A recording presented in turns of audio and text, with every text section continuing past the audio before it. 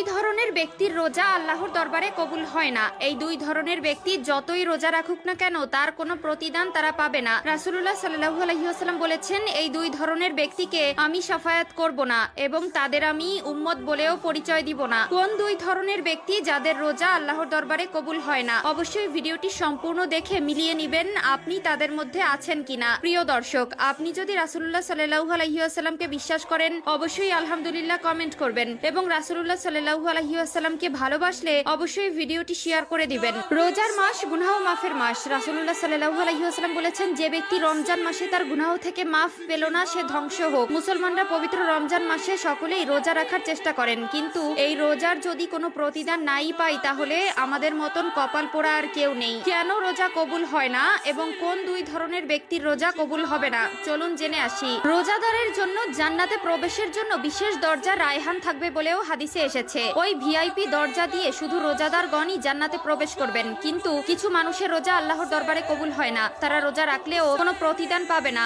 রোজা কবুল না হওয়ার কারণ কিছু মুসলমান রোজার মাসে রোজা রাখার পরেও এর প্রতিদান ও ফজিলত থেকে বঞ্চিতই থেকে যাবেন। এক নম্বরে সেই ব্যক্তির রোজা আল্লাহর দরবারে কবুল হবে না যিনি রোজা রেখেও অশ্লীল কাজ ও পাপাচার ত্যাগ করতে পারল না।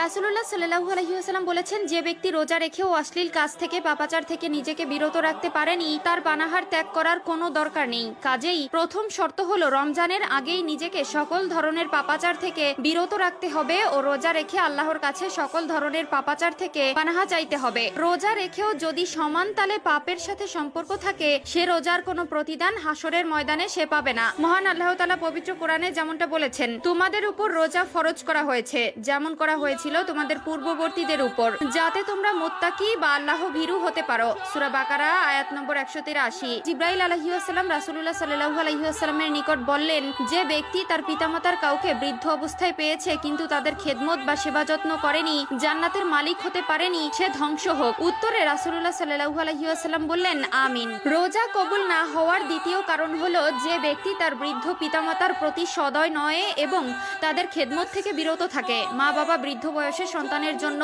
নাজাতের উসিলা হয়। কাজে যে ব্যক্তি মা বাবার মনে কষ্ট দিয়ে আল্লাহকে খুশি রাখতে চায় আল্লাহ তার প্রতি রাগান্বিত থাকে ও রাসূলুল্লাহ সাল্লাল্লাহু আলাইহি ওয়াসাল্লাম কখনোই তাকে উম্মত বলে পরিচয় দিবে না। প্রিয় দর্শক, এই দুই ধরনের ব্যক্তি যতই রোজা রাখুক না কেন তার কোনো প্রতিদান তারা পাবে না। অবশ্যই আমাদের প্রকৃত মুমিন হতে হবে ও প্রকৃতপক্ষে আল্লাহকে মনে প্রাণে বিশ্বাস করে ইসলাম কায়েম করতে হবে। রাসূলুল্লাহ সাল্লাল্লাহু আলাইহি ওয়াসাল্লাম বলেন, রোজা ও কোরআন কিয়ামতের দিন বান্দার জন্য সুপারিশ করবে। রোজা বলবে, হে আল্লাহ, তাকে দিনের বেলায় পানাহার ও যৌন সঙ্গম থেকে পূর্ণ বিরত রেখেছে, তার ব্যাপারে আমার সুপারিশ কবুল করুন।